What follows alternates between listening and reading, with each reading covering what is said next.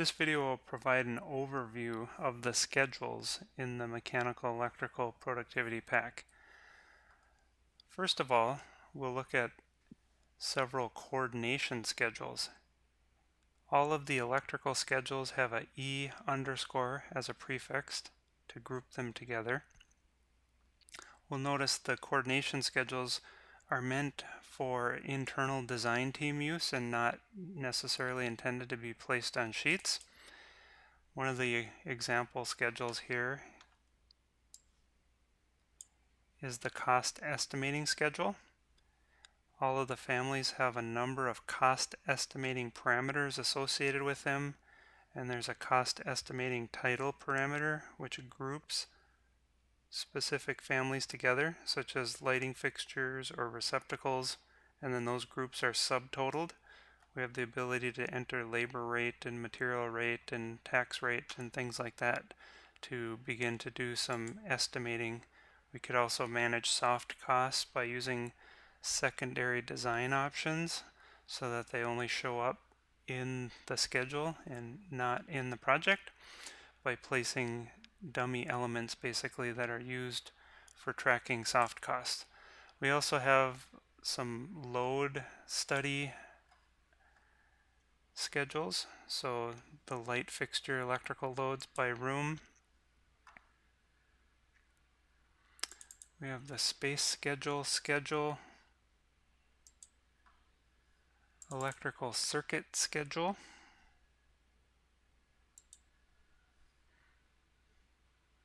we also have the circuit schedule analysis schedule.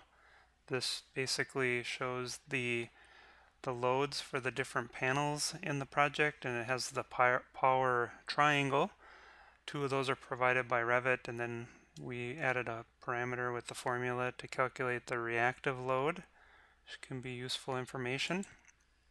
There's standard schedules based on elements in the project like fire alarm device and fire alarm zones.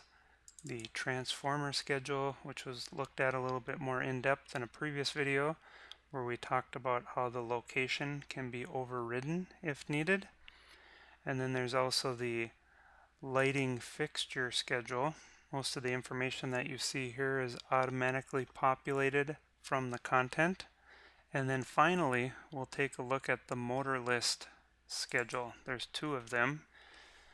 The first one is based on mechanical equipment and only represents families that are in the mechanical equipment category. So this is something that the mechanical group would use to define equipment by checking this box, include a motor list that needs to be circuited, and then there's all kinds of parameters to track the cut sheet and QA/QC. We can see information about if there's multiple motors. All of the blue values are opportunities for engineering judgment for electrical to override information that mechanical has entered. We get down to the end, it calculates the multiple motors and summarizes in this mechanical equipment area.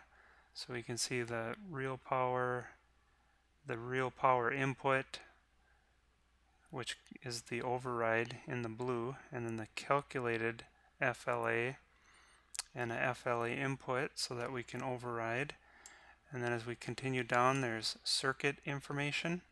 So this tells us what panel, what circuit, and then the apparent load, number of poles, motor, or the load classification.